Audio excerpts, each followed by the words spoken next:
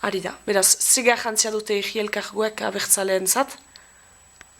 Garantzia badute ezen herri elkargotan baita joano eta gehiago lurralde baten antolaketa, lurralde baten garapena antolatzen.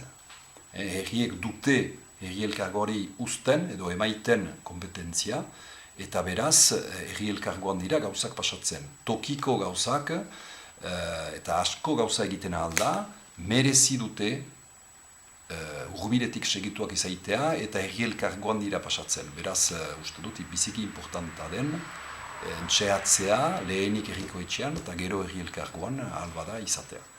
Eta orduan lege aldaketarekin oposizioko batzuk sartuko dira herri elkargora orai, abertzaleak ere badute aukera herri elkargora sartzeko, herri eta hiri elkargoetara?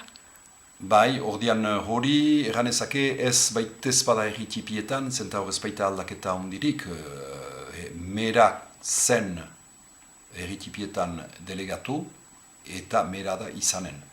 Aldaketa etorriko da, 1000 biztanletai goiti diren herrietan, zen hor, eta hemen badira biga, Donibane eta Baigorri, hor oposizione bilista badira bi herri horietan, oposizioneak ukanen ditu bozak, eta ukanen du delegatu bat. Ukanen du norbait kontseiluan, sartuko da norbait. Eta lehena, nola delegatu bat baino gehiago badiren herri horietan, bost badira, bi herri horietan, erran nahi du, izanen dela gutienez bat, bostetaik bat, oposiziokoa.